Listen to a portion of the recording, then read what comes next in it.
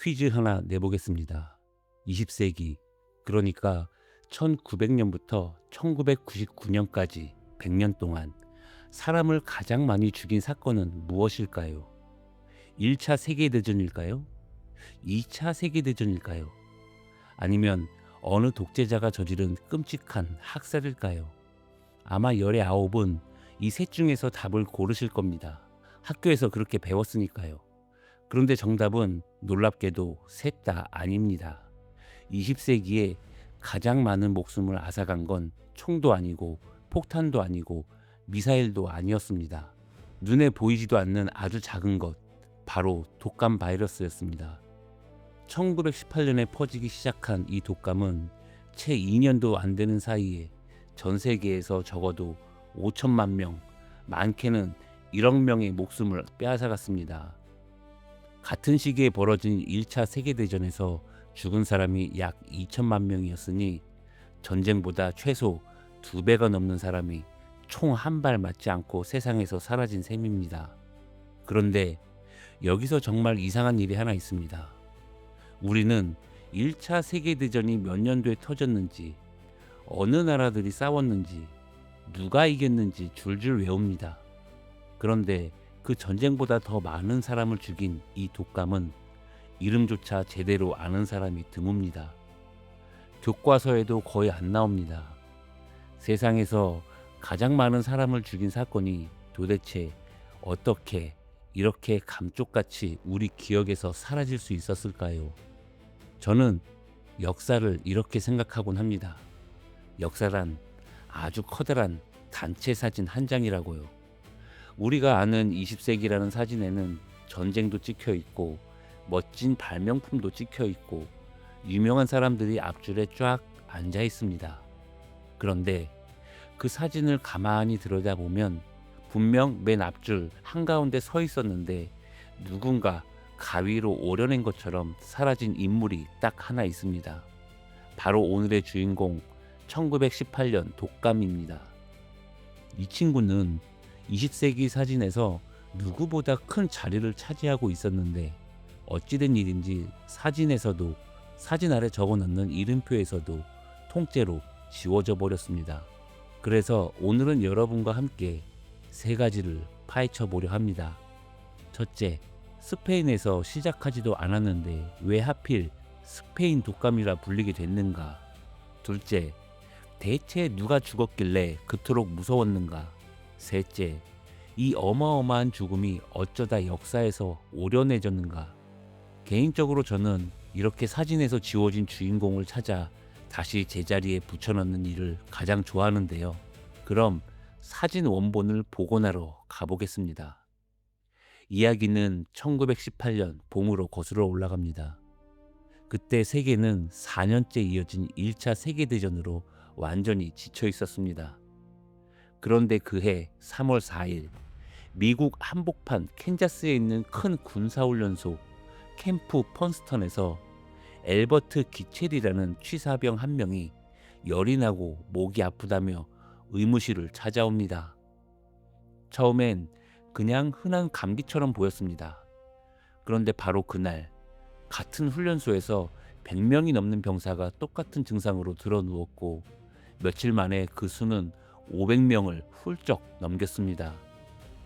문제는 이곳이 하필 전쟁터로 병사를 실어 나르는 훈련소였다는 점입니다. 감염된 병사들은 기차를 타고 항구로, 항구에서 배를 타고 유럽 전선으로 옮겨갔고 바이러스도 그 등에 딱 붙어 함께 바다를 건넜습니다. 몇 달 만에 이 독감은 유럽 전체로 그리고 아시아와 아프리카까지 퍼져나갔습니다. 얼마나 빨랐느냐면 눈에 보이지도 않는 이 작은 것이 단 넉 달 만에 지구를 한 바퀴 다 돌았습니다. 하필 그때 세상은 이 병이 퍼지기에 딱 좋은 상태였습니다.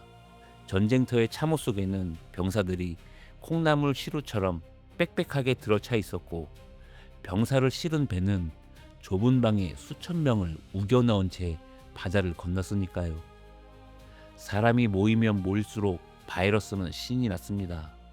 자, 그럼 여기서 첫 번째 수수께끼, 미국에서 시작한 것 같은데 왜 이름은 스페인 독감일까요? 답은 어이없게도 거짓말 때문입니다. 당시 전쟁을 하던 나라들은 하나같이 자기 나라에 독감이 퍼졌다는 사실을 꽁꽁 숨겼습니다. 군인들이 픽픽 쓰러진다는 소식이 알려지면 우리 편 사기가 떨어지고 적한테도 약점을 들킬 테니까요. 그래서 신문에 독감 이야기가 실리는 걸 검열관들이 싹 막아버립니다. 우리 검열관님들께서는 국민이 걱정할까봐 수많은 사람이 죽어나가는 그 나쁜 소식을 아주 친절하게 가려주셨던 겁니다. 그런데 딱 한 나라, 스페인은 달랐습니다. 스페인은 이 전쟁에 끼지 않은 중립국이라 굳이 소식을 숨길 이유가 없었거든요. 그래서 스페인 신문들만 독감이 얼마나 심각한지 자유롭게 보도했고, 심지어 스페인 국왕 알폰소 13세까지 독감에 걸렸다는 기사가 대문짝만하게 실립니다. 다른 나라 사람들은 신문만 보고 스페인이 저렇게 난리인 걸 보니 저기가 시작한 곳인가 보다 하고 착각해버린 겁니다. 정작 스페인 사람들은 억울해서 펄쩍 뛰었습니다. 아니, 이거 우리가 퍼뜨린 거 아닌데요? 하면서 자기들은 오히려 이 병을 프랑스 독감이라고 불렀죠. 세상에서 제일 억울한 이름은 이렇게 붙었습니다. 그런데 사실 이 봄의 독감은 앞으로 벌어질 일에 비하면 그저 살짝 몸을 푸는 예고편에 지나지 않았습니다.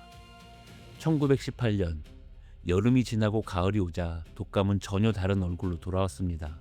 봄에는 그저 좀 독한 감기 같았다면 9월부터 11월 사이에 몰아친 두 번째 물결은 그야말로 사람을 잡아먹는 괴물이었습니다. 실제로 1918년 독감 사망자의 대부분이 바로 이 두 번째 물결 때에 쏟아져 나왔습니다. 얼마나 빠르게 번졌는지 전 세계에서 약 5억 명이 이 독감에 걸린 것으로 추정됩니다. 5억 명이라는 숫자가 잘 안 와닿으실 텐데 당시 지구에 살던 사람이 약 18억 명이었으니 지구에 사는 3명 중 1명이 이 독감에 걸렸다는 뜻입니다. 지금 우리 반, 우리 회사, 우리 아파트로 치면 3명 중 1명은 알아 누웠다는 얘기죠. 그런데 이 독감에는 정말 소름 끼치는 특징이 하나 있었습니다. 보통 독감은 힘없는 아기나 나이 많은 어르신에게 위험합니다. 그런데 1918년 독감은 정반대였습니다. 몸이 가장 튼튼한 20살에서 40살 사이 젊은 어른들이 가장 많이 죽었습니다. 나이별로 사망자 수를 그래프로 그려보면 보통은 어린이와 노인 쪽만 산처럼 높게 솟는데 이때는 그 사이에 있는 청년 자리까지 불쑥 솟아올라 봉우리가 3개인 알파벳 W 모양이 나왔습니다. 학자들은 이 수수께끼를 두고 지금도 머리를 싸맵니다. 가장 유력한 설명 가운데 하나는 젊은 사람일수록 몸을 지키는 면역이라는 군대가 너무 힘이 세서 바이러스를 잡겠다고 달려들다가 자기 몸까지 마구 공격해버렸다는 이야기입니다. 이걸 어려운 말로 사이토카인 폭풍이라고 부르는데요. 다만 이 설명도 왜 하필 18살은 놔두고 28살, 30살을 노렸는지까지는 아직 다 밝혀내지 못해서 어디까지나 유력한 가설로만 남아 있습니다. 증상도 끔찍했습니다. 폐에 물이 차오르면서 숨을 못 쉬어 얼굴이 검푸르게 변하는 환자가 많았는데 그 모습이 어찌나 무서웠던지 사람들은 이 병을 보랏빛 죽음이라고 불렀습니다. 미국에서만 약 67만 5천 명이 목숨을 잃었습니다. 이 숫자는요, 미국이 1차 세계대전, 2차 세계대전, 한국전쟁, 베트남전쟁 이 4개의 큰 전쟁에서 전투로 잃은 군인을 모두 합친 것보다도 많습니다. 이 독감이 얼마나 세게 핥히고 지나갔는지 1918년 딱 한 해 사이에 미국 사람의 평균 수명이 무려 12살이나 뚝 떨어졌습니다. 평범해 보이는 한 해 만에 나라 전체가 갑자기 12살씩 늙어버린 것과 같은 충격이었습니다. 자, 여기서 잠깐 상상해 봅시다. 만약 여러분이 1918년 가을 어느 도시에 사는 28살 청년이었다면 어땠을까요? 어제까지 멀쩡히 웃으며 일하던 옆집 친구가 아침에 기침을 하더니 저녁엔 얼굴이 파랗게 질리고 다음날 세상을 떠납니다. 그런데 이토록 무시무시한 일이 온 세상에 벌어졌는데도 이 이야기는 역사책에서 스르르 사라져버립니다. 대체 왜 그랬을까요? 그 답을 찾기 전에 우리는 한 도시가 어떻게 무너졌는지를 먼저 봐야 합니다. 1918년 9월 28일 미국 필라델피아. 이날 도시는 전쟁에 쓸 돈을 모으기 위한 아주 커다란 거래 행진을 열기로 했습니다. 이미 도시 안에는 독감 환자가 하나둘 나오고 있었고 몇몇 의사들은 사람이 이렇게 많이 모이면 큰일 난다며 행진을 취소하라고 애타게 말렸습니다. 하지만 도시는 그대로 밀어붙였습니다. 그날 필라델피아의 큰 길에는 약 20만 명의 시민이 어깨를 맞대고 늘어서서 행진을 구경했습니다. 깃발이 휘날렸고 악단이 신나게 연주했고 사람들은 환하게 웃으며 손을 흔들었습니다. 그 누구도 바로 자기 옆 사람의 숨결 속에 무엇이 섞여 있는지 알지 못했습니다. 행진이 끝나고 하루가 지났습니다. 100명이 넘는 시민이 열에 들떠 쓰러졌습니다. 그리고 일주일이 지났습니다.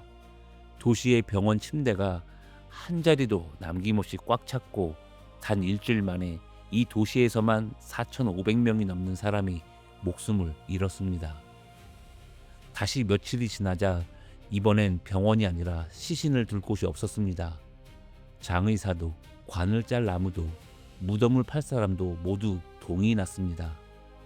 거리에는 천으로 덮인 시신이 며칠씩 그대로 놓여 있었고 도시는 결국 커다란 구덩이를 파서 여러 사람을 한꺼번에 묻어야 했습니다. 말이 끄는 짐수레가 좁은 골목을 하나하나 돌며 집 앞에 내놓은 시신을 실어갔습니다. 어떤 신부님은 손수 수레를 몰고 다니며 집집마다 세상을 떠난 가족을 문 밖에 내어달라고 목이 쉬도록 외쳐야 했습니다. 살아남은 부모는 자식을 잃었고 살아남은 아이들은 부모를 잃었습니다.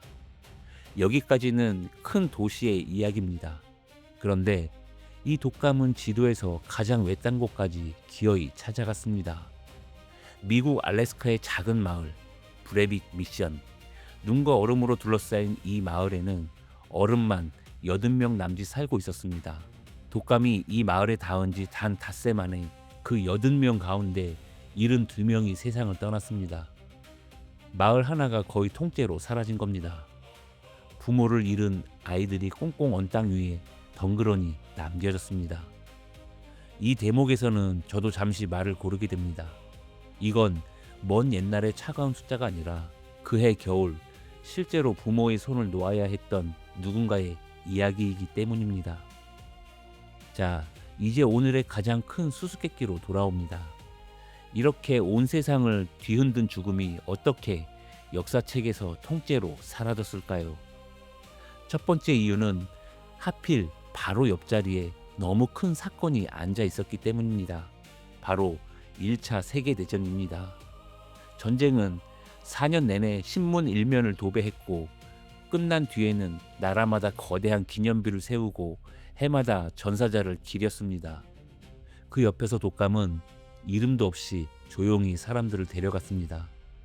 전쟁은 영웅도 있고 악당도 있어서 이야기로 기억하기 쉽지만 독감은 눈에 보이지도 않고 딱히 탓할 상대도 없어서 사람들은 차라리 있는 쪽을 선택했습니다.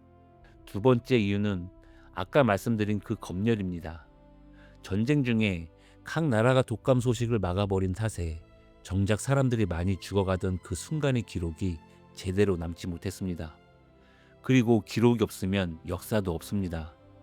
이 감추기는 힘없는 백성들에게만 해당되는 일이 아니었습니다. 1919년 봄, 전쟁을 끝내는 평화회의가 열리던 프랑스 파리에서 미국 대통령 우드로 윌슨마저 이 독감에 걸려 고열과 헛소리에 시달리며 자리에 드러눕습니다. 그런데 그의 주치의는 이 사실을 숨기고 그냥 파리 날씨가 쌀쌀해서 감기에 걸린 거라고 둘러댔습니다. 많은 역사가들은 이때 몸이 무너진 윌슨이 회의에서 자기 뜻을 끝까지 밀어붙이지 못하고 물러선 탓에 독일에 아주 가혹한 조건이 매겨졌고 그것이 훗날 2차 세계대전의 불씨가 됐다고 봅니다. 세계의 운명을 통째로 바꿨을지 모를 이 독감조차 그때는 그냥 감기라는 한마디로 조용히 덮여버린 겁니다. 얼마나 심했느냐면 독감이 지나가고 겨우 5년 뒤인 1924년 세계에서 가장 유명한 백과사전이 20세기 역사를 무려 1300쪽에 걸쳐 정리하면서 5천만 명을 죽인 이 독감을 단 한 줄도 적지 않았습니다. 그야말로 사진에서 통째로 오려낸 겁니다. 학자들은 이 현상을 두고 집단 건망증이라고 부릅니다. 너무 아프고 무서운 기억이라 사회 전체가 약속이나 한 듯 입을 다물고 서로를 서둘러 잊어버렸다는 거죠. 여기서 저는 오늘 이 병에 이름을 하나 붙여주고 싶습니다. 선택적 기억상실 증후군. 우리는 자랑스럽고 기억하고 싶은 것만 사진에 남기고 아프고 부끄러운 것은 조용히 오려내버리는 버릇이 있으니까요. 그런데 정말 중요한 건 이겁니다. 이 독감은 저절로 잊힌 게 아닙니다. 우리가 우리 손으로 지운 겁니다. 실제로 한 역사학자는 아예 자기 책의 제목을 이렇게 붙였습니다. 미국이 잊어버린 대유행병. 그렇다면 이 무서운 독감은 대체 어떻게 끝났을까요? 놀랍게도 사람이 무슨 대단한 약을 만들어 물리친 게 아닙니다. 1920년쯤 바이러스가 스스로 점점 약한 형태로 바뀌고 살아남은 사람들의 몸이 면역이라는 방패를 갖추게 되면서 서서히 잦아들었습니다. 다만 완전히 사라진 것도 아니어서 그 후손은 오늘날 우리가 해마다 앓는 계절 독감 속에 지금도 조용히 숨쉬고 있습니다. 그래도 다행히 이야기는 여기서 끝나지 않습니다. 오려낸 사진을 다시 붙이려 한 사람들이 있었거든요. 1951년 요한 훌틴이라는 젊은 과학자가 아까 그 알래스카 마을 브레빅 미션을 찾아갑니다. 그는 꽁꽁 언 땅속에 묻힌 독감 희생자들의 몸이 얼음 덕분에 썩지 않고 남아있을 거라 생각했습니다. 그 몸속에 잠든 바이러스를 꺼내 정체를 밝히고 싶었던 거죠. 하지만 그때는 기술이 부족해 실패하고 맙니다. 그리고 무려 46년이 흐른 1997년 어느새 백발의 노인이 된 훌틴은 다시 배낭을 메고 그 마을로 돌아갑니다. 이번엔 언 땅속에서 한 여인의 잘 보존된 폐를 찾아냈고 그 안에서 마침내 1918년 독감 바이러스의 흔적을 건져 올립니다. 그 소중한 조각을 넘겨받은 과학자들은 2005년 100년 가까이 잠들어 있던 이 독감 바이러스의 설계도를 완전히 복원해냈습니다. 그리고 이 괴물이 원래는 새에게 있던 바이러스가 사람에게 옮겨 붙은 것이었다는 사실까지 알아냈습니다. 사진에서 오려졌던 인물의 얼굴을 100년 만에 다시 되살려낸 셈입니다. 그리고 우리는 2020년 코로나라는 새로운 대유행병을 온몸으로 겪고 나서야 비로소 깨달았습니다. 아, 100년 전 그 사람들이 겪은 게 바로 이런 거였구나. 저는 이 대목에서 이런 생각이 듭니다. 어쩌면 우리가 1918년의 이야기를 조금 더 일찍, 조금 더 똑똑히 기억하고 있었다면 2020년에 우리는 그렇게까지 놀라지 않고 조금 더 준비된 채로 그 겨울을 맞을 수 있지 않았을까 하고요. 이제 다시 처음에 그 단체 사진으로 돌아가 봅니다. 20세기라는 커다란 사진 속 맨 앞줄 한가운데 분명히 서 있었지만 아주 오랫동안 오려내져 있던 한 사람. 5천만 명의 목숨을 품에 안고도 이름표조차 없던 1918년 독감. 이제 우리는 그 빈자리에 무엇을 적어야 할지 압니다. 잊는다는 건 그 사람들이 2번 사라지는 일이고 기억한다는 건 그들을 다시 사진 속으로 불러오는 일입니다. 오늘 여러분이 이 이야기를 끝까지 들어주신 덕분에 그 사진의 빈자리에 이제 막 이름 하나가 또박또박 적혔습니다. 아무리 지워진 역사라도 누군가 다시 들여다보기만 하면 이렇게 되살아납니다. 그럼 저는 또 다른 지워진 페이지를 들고 찾아오겠습니다. 역사 속에서 다시 만나겠습니다. 감사합니다.